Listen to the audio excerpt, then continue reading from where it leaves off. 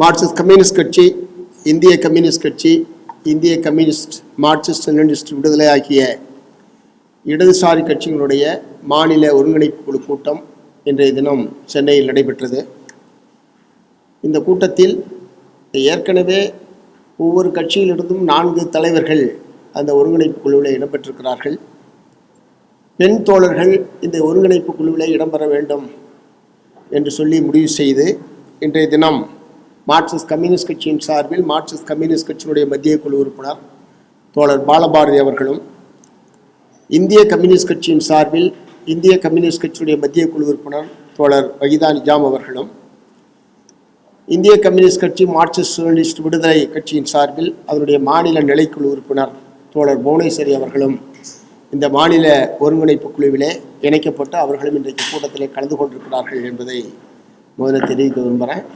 ஆகவே மாநில அந்த ஒருங்கிணைப்பு குழுவிலே 15 பேர் கொண்டதாக அந்த ஒருங்கிணைப்பு குழு என்பது மாற்றியமைக்கப்பட்டிருக்கிறது என்பதை முதல்ல சொல்ல விரும்புகிறேன். இரண்டாவது, இடதுசாரி மாற்றுக் கொள்கைகளை முன்னிறுத்தி மாநில அளவிலான ஒரு பேரணியை அக்டோபர் மாதம் 6ஆம் தேதி திருச்சியில் நடத்துவதென்று இன்றைய கூட்டத்திலே முடிவு செய்யப்பட்டிருக்கிறது. இதிலே தமிழ்நாடு முழுவதிலும் இருந்து பல லட்சக்கணக்கான உழைப்பாளி மக்கள், விவசாயிகள், தொழிலாளர்கள், விவசாய தொழிலாளர்கள் என பல லட்சக்கணக்கான மக்களை திருச்சி பேரணியிலே பங்கேற்க வைப்பது என்று இன்றைய கூட்டத்திலே முடிவு செய்யப்பட்டிருக்கிறது.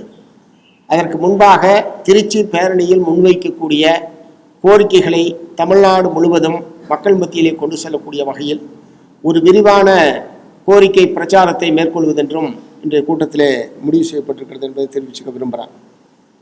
மூன்றாவது, அடுத்த கட்டமாக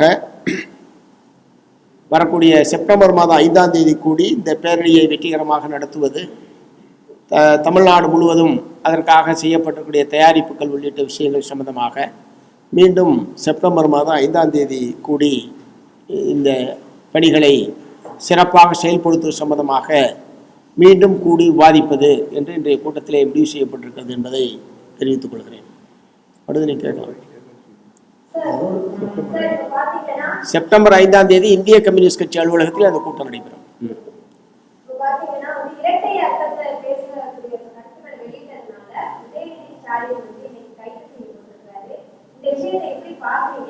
பெண்கள் மீதான, அதாவது அரசியலையோ இல்ல பொது சமூகத்திலேயோ ஒரு விஷயத்தை பார்க்கணும் அப்படின்னா பெண்களை ஒரு எளிதான ஒரு விஷயமா எடுத்து பார்க்கறாங்க, ஒரு இலக்கா பார்க்கறாங்க.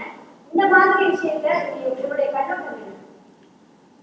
தமிழகத்தினுடைய எதிர்கட்சி தலைவர் நேற்றைய தினம் பொதுவெளியில் ஆபாசமாகவும் அருவருக்கத்தக்க வகையிலும் அந்த மாதிரி பேசியிருப்பது என்பது வன்மையான கண்டனத்துக்குரியது. பொதுவெளியில் பேசுகிற போது, அதுவும் அரசியல் கட்சி தலைவர்கள் பேசுகிற போது நாகரிகத்துடன் பேச வேண்டும், அரசியல் நாகரிகத்தை கடைபிடிக்க வேண்டும், யாராக இருந்தாலும். ஆகவே இத்தகைய முறையில் யார் பேசினாலும் கண்டிக்கத்தக்கது. அது எதிர்க்கட்சி தலைவர் என்கிற முறையில் அவருக்கு கூடுதல் பொறுப்பு இருக்கிறது. அந்த பொறுப்பை உணர்ந்து அவர் பேசியிருக்க வேண்டும். அது அனைவருமே நாங்கள் கண்டிச்சிருக்கிறோம். அதே மாதிரி இந்த மாதிரி வருகிற போதெல்லாம் பெண்களை இழிவுபடுத்துவது, பெண்களை இழுத்து இழிவாக பேசுவது என்பது நீண்ட காலமாக பலரும் இதை இந்த மாதிரியான முறையில் அதை பயன்படுத்தி கொண்டிருக்கிறார்கள். இதுக்கு நிரந்தரமான முற்றுப்புள்ளி என்பது வைக்க வேண்டும். பெண்களை அந்த மாதிரி பேசுவதற்கு முதல்ல அரசியல் கட்சிகள், இடதுசாரிகளை பொறுத்தவரை நாங்கள் நீண்ட காலமாக பெண் உரிமை, பெண்களுடைய உரிமைகள், இது போன்ற விஷயங்களில் நாங்கள் நீண்ட காலமாக ரொம்பவும் எச்சரிக்கையோடு இத்தகைய பிரச்சனைகள் நாங்கள் அணுகுகிறோம். ஆனால் பல கட்சிகளில், பொதுக்கூட்டங்களில், பொது இடங்களில் இந்த மாதிரி பேசுவதற்கென்று தனிப்படையே வைத்திருக்கிறார்கள். இதெல்லாம் அந்தந்த கட்சி தலைவர்கள் முதல்ல அந்த கட்சியில் அந்தந்த கட்சியில் ஒழுங்குபடுத்துறதுக்கு முன் வரணும். நாங்கள் இதில் ரொம்ப எச்சரிக்கையாக எங்களுடைய ஊழியர்களை பயிற்றுவிக்கிற போது இது போன்ற கண்ணோட்டங்களை எல்லாம் அவர்களுக்கு நாங்கள் பயிற்றுவிக்கிற போதே செய்து கொண்டிருக்கிறோம். இடதுசாரி கட்சிகளை சார்ந்தவர்கள் யாரும் அப்படி பேச மாட்டார்கள். பேசினால் நாங்கள் கட்சியிலே வச்சுக்க மாட்டோம். ஸோ அந்த மாதிரியான உறுதியான நடவடிக்கை எடுக்கிறதுக்கு முன் வரணும் மற்ற கட்சியும். தந்தை பெரியாரும் பெண் விடுதலையை போற்றி நின்றார். மகாகவி பாரதி, பாவேந்தர், கவிஞர் தமிழ்மொழி, பட்டுக்கோட்டை, தமிழ் மரபுகளும் பண்புக்கூறுகளும் பெண்மையை போற்றி நிற்பது. எனவே எத்தகைய சொல்லாடலிலும் பெண்மையை கடந்து செல்வதோ அவமானப்படுத்துவதோ கூடாது என்பதுதான் எங்கள் உறுதியான நிலை.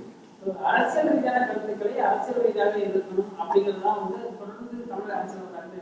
ஆனா தனிப்பட்ட தாக்குதல்ங்கிறது சமீபகாலமாக அதிகரித்து வருது. முதல்வர் குறித்தும் அந்த சமூகத்தில் நடிகை குறித்து தொடர்ந்து தனிப்பட்ட தாக்குதல் வந்து இன்னும் பல அரசியல் கட்சி தலைவர்கள் பொதுவெளியிலே பேசுகிறாங்க. இந்த தாக்குதல் எப்படி பார்க்கணும்? அதான் சொல்லட்டுமே, கருத்தை கருத்தால் எதிர்கொள்ள வேண்டும். அதில் யாருக்கும் எந்த விதமான மாறுபட்ட கருத்து கிடையாது. குறிப்பான குற்றச்சாட்டுகள் இருக்குன்னா அது குறித்து பேசுவது என்பது வேறு. ஒரு தவறான செய்திகளை சொல்வது, பொய்யான செய்திகளை சொல்வது அல்லது அவதூறாக பேசுவது போன்றவையெல்லாம் தவிர்க்கப்பட வேண்டிய விஷயங்கள். அப்படி அதான் நாங்களும் சொல்கிறோம், தவிர்க்கப்பட வேண்டிய விஷயங்கள்.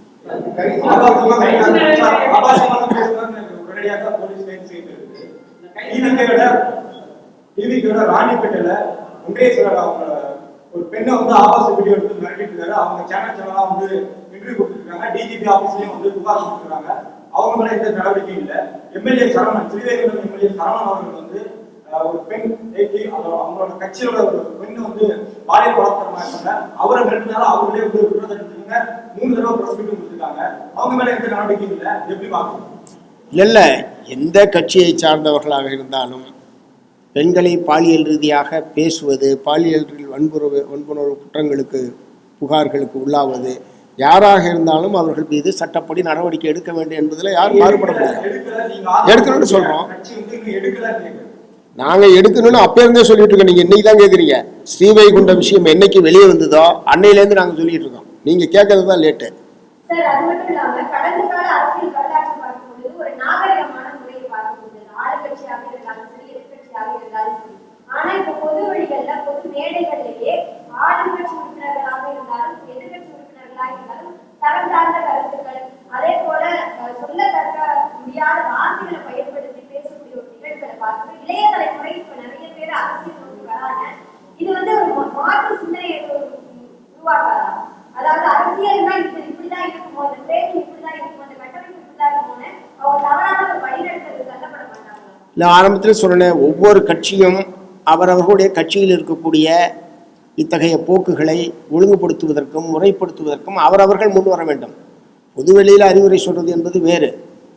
நம்ம கட்சியிலேருந்து இப்படி யாரும் பேசக்கூடாதுன்னா எங்கள் கட்சியில் நாங்கள் இடதுசாரி கட்சியில் சொல்கிற மாதிரி அந்தந்த கட்சியிலையும் சொல்ல வரணும். சமூக வலைதளத்திலேயோ அது பொதுவெளியிலையோ எப்படி அது வந்து வெளிப்படுத்தப்பட்டாலும் கண்டிக்கத்தக்கது. அது வந்து கட்டாயம் அதை வந்து சரி பண்ணணுன்றது தான். இந்த கைது நடவடிக்கை தொடர்ச்சியா தமிழக அரசுடைய நிலைப்பாடுகள் வந்து அம்மையார் ஜெயலலிதாவோட நிலைப்பாடு, எடுத்த கைது எல்லாமே ஒரு அயனந்தர் கட்டணம் எல்லாமே வந்து அவங்க வந்து ஸ்ட்ராங்கா பண்றாங்க. இப்போ டிவிகே கவர்மெண்ட் அப்படின்ற ஒரு கருத்து இருக்கு. இது எப்படி பாருங்க? இந்த குற்றச்சாட்டுக்கு உடனடியாக கைது செய்ய வேண்டிய அவசியம் என்ன இருக்குது அப்படின்றதுதான். இல்லை, இது வந்து வன்மையான கண்டிக்கத்தக்கதுன்னு எல்லாமே சொல்லிட்டோம். அநேகமாக நாடே கண்டிச்சுக்கிட்டு இருக்கு. அந்த பிரச்சனையில் ஒரு முறையான புகார் என்பது வந்திருக்கு. புகாரின் மீது அவர்கள் சட்டப்படி நடவடிக்கை எடுத்திருக்காங்க. சட்டப்படி அதை அவர் எதிர்கொள்ளட்டும். பட் அதே நேரத்தில் நாளைக்கு தமிழ்நாடு சட்டப்பேரவை கூட்டம் இந்த அரசாங்கத்துடைய முதல் பட்ஜெட் கூட்டத்தொடர் என்கிற முறையில் நாளைக்கு நடைபெற இருக்கக்கூடிய நிலையில் எதிர்க்கட்சி தலைவருடைய பங்களிப்பு என்பது, அதனுடைய பங்கேற்பு என்பது ரொம்ப அவசியமானது. அதை கவனத்தில் கொண்டு அரசு செயல்படும்.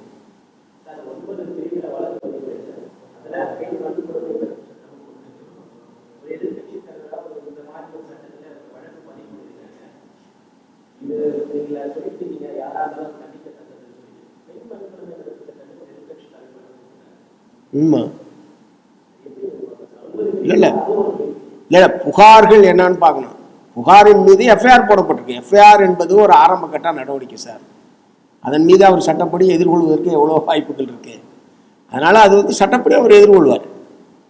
முதல் விதிமுறை அறிக்கை நடக்கிற நிலையில எதிர்கட்சி தலைவர் கைது பண்ணி எதிர்கட்சியுடைய ஏற்பாடுகளை முடக்கும் வகையில இந்த கைது இல்லை, நான் தான் சொன்னேன், எதிர்கட்சிகள்லாம் முடைக்கிட முடியாது. அவங்கன்னா ஒருத்தராக இருக்காரு.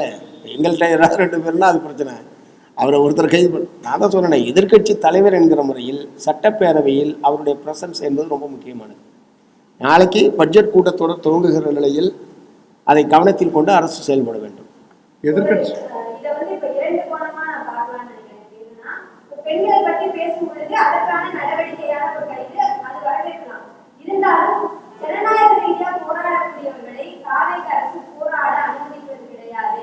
இப்ப நாளைக்கு போராடுறா இன்னைக்கு நைட் வந்து காவல்துறை வந்து இன்னைக்கு அனுமதி கிடையாது, நாளைக்கு உங்களுக்கு அனுமதி கிடையாதுன்னு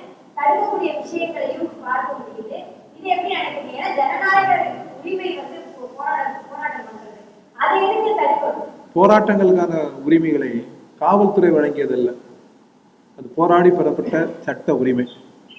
காவல்துறை சர்வெண்ட் டு த பீப்புள். அவங்க சட்ட ஒழுங்கை காக்கிற வேலையா காவல்துறை. எல்லாவற்றுக்கும் மேல் மக்கள். சட்டம் அனுமதிக்கிறது போராடுவதற்காக. போராட்டங்களில் தான், அதில் உழைக்க மக்களின் போராட்டங்களில் தான் ஜனநாயகம் வளர்கிறது. ஒடுக்க நினைக்கிற, அடக்க நினைக்கிற எந்த அரசும் வெற்றி பெற்றதாக வரலாறு இல்லை. இதிலிருந்து புதிய அரசும் பாடங்களை பெற்றுக்கொள்ள வேண்டும். எனவே உழைக்க மக்கள் போராட்டங்கள், மாணவர் இளைஞர் போராட்டங்களை முடக்க நினைக்கக்கூடாது, ஒடுக்க நினைக்கக்கூடாது. உரிய இடங்களை வழங்கி அதை ஊக்குவிக்க வேண்டும். அதுதான் ஜனநாயக அரசு. ஓகேவா? Right sir. Okay, thank you. Villupuram மற்றும் பயிற்சி போலீஸ் தடை போட்டு அதுக்கப்புறமா இங்க போராட்டம் நடக்கும்போது நைட்டை நடக்கிற போராட்டங்கள் அதுக்கும் தடை போட்டு கிட்டத்தட்ட பாஜக மாதிரி அரசு செயல்படுவாங்க. பாஜக அரசு மாதிரி செயல்படுதுன்ற முடிவுக்கெல்லாம் வர வேண்டிய அவசியம் இல்லை. இது தமிழ்நாட்டுக்குள்ளே இருக்கக்கூடிய பாரதிய ஜனதா கட்சி, நாடு தழுவிய கட்சி. அதனுடைய திட்டம், கொள்கை எல்லாமே முற்றிலும் இந்த நாட்டு மக்களுக்கும் நாட்டினுடைய அரசியல் சாசனத்துக்கும் விரோதமானது. அதோடு எப்படி தாவேக்காவை நீங்கள் ஒப்பிடுறீங்க? தாவேக்கா அரசாங்கத்துடைய போராடுகிற உரிமையை எந்த அரசாங்கம் தடுத்தாலும் நாங்கள் எதிர்ப்போம். அதை முறியடித்து எங்களுடைய போராட்டம் நடக்கும். அப்படி தான் இவ்வளோ காலம் நடந்திருக்கோம். அவங்க தடுக்கிறதுனால அங்கே போராட்டம் நிறுத்திட மாட்டோம். தடுக்கிறது தவறு என்பது தான் தோழர் சொல்லியிருக்காரு. ஏன்னா அது அடிப்படை அரசியல் சாசனம் வழங்கியிருக்கக்கூடிய அடிப்படை உரிமை. அதை மறுக்கிறதுக்கு தாவேக்காவோ திமுகவோ அதிமுகவோ யாருக்கும் ரைட்டு கிடையாது. அப்படியெல்லாம் தடுத்த போதெல்லாம் மீறி தான் நடத்திருக்கோம், மீறி நாங்கள் நடத்துவோம். அதுதான் எங்களை பொறுத்த வரைக்கும் நிலைப்பாடு. அதனால் நாங்கள் அனுமதி கொடுத்தா நடத்துறது, இல்லைன்னா நாங்கள் ஓடி போய் ஒழிஞ்சுக்க அந்த ஏற்பாடுலாம் கிடையாது. தடுத்தால் மீறி நடத்துவோம், தடுக்கக்கூடாது. அது சட்டப்படி தவறு.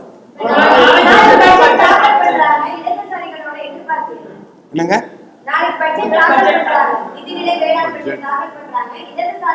பட்ஜெட் ஏழைகளை கருத்தில் கொள்ள வேண்டும், உழைக்கிற மக்களை கருத்தில் கொள்ள வேண்டும், குழி விழுந்த கன்னங்களையும் ஒட்டிய வயிறுகளையும் கவனத்தில் கொள்ள வேண்டும் என்று அமர்யாசன் சொல்லியிருக்கிறாரு. உயர்ந்த வானுயர்ந்த மாளிகைகளையோ, உலக வங்கியோ, கார்ப்பரேட் நிறுவனங்களையோ கருத்தில் கொள்ளக்கூடாது என்று அந்த மேதை சொல்லியிருக்கிறார். அதான் எங்கள் கருத்து. தமிழ்நாடு மக்கள் மிகுந்த எதிர்பார்ப்போடு தாவேக்கா அரசு அமைச்சிருக்காங்க. இவங்களும் பல்வேறு விதமான தேர்தல் வாக்குறுதிகள் சொல்லியிருக்காங்க. அப்படின்னா நாங்கள் ஆட்சிக்கு வந்தா 1000 ரூபாய் உரிமை தொகை 2700 ரூபாய் தருவேன் அப்படின்ற மாதிரி சொல்லியிருக்காங்க. வேலை இல்லாத இளைஞர்களுக்கு 4000 தருவேன்ற மாதிரி சொன்னாங்க. சிலிண்டர் வருஷத்துக்கு 6 தருவேன்ற மாதிரி சொன்னாங்க. விவசாயிகளுடைய கடன்கள் தள்ளுபடி பத்தி பேசினாங்க. இதெல்லாம் அவங்க பேசுனதுதான். நம்ம என்ன சொல்றோம்னா, உங்களுடைய முதல் பட்ஜெட்டை மக்கள் அவரோடு எதிர்பார்க்கிறாங்க. இந்த பெண்கள் பாத்தீங்கன்னா தமிழ்நாட்டுல 54% பெண்கள் ரத்த சோகைக்கு ஆளாகிறாங்க அப்படின்ற புள்ளி விவரம் ஒன்று இருக்கு. இன்னும் நிறைய விவரங்கள் அதை ஒட்டிய விவரங்கள் இருக்கு. எனவே பெண்களுடைய நலன் கருதி இருக்கிற நெருக்கடியை கணக்கில் கொண்டு நீங்கள் சொன்ன தேர்தல் வாக்குறுதியுடைய 2500 ரூபாய் உரிமை தொகைன்றத இந்த பட்ஜெட்ல வரும்னு நம்ம வலியுறுத்தோம், எதிர்பார்க்கிறோம். உங்களுக்கு வாக்களித்தவர்கள் 70% பேர் இளைஞர்கள், புதியவர்கள். அவர்கள் தான் வேலை இல்லாம நிக்கிறாங்க. 4000 ரூபாய் சேர்த்து தயவுதாட்சியம் இல்லாம உடனடியாக அதில் அறிவிங்க. இன்னைக்கு பாத்தீங்கன்னா இப்பதான் தண்ணி வருது. 3 போக விவசாயம் போயிடுச்சு. நான் போன முறையும் வலியுறுத்தணும். இப்ப நீங்க விவசாய கடனை நீங்க சொன்ன அடிப்படையில செய்யுங்க. நீங்கள் என்னெல்லாம் தேர்தல் வாக்குறுதி செய்தீர்களோ அந்த தேர்தல் வாக்குறுதியை நடைமுறைப்படுத்துங்க. மக்கள் எதிர்பார்க்கிறாங்க, நாங்களும் எதிர்பார்க்கிறோம். ரைட்.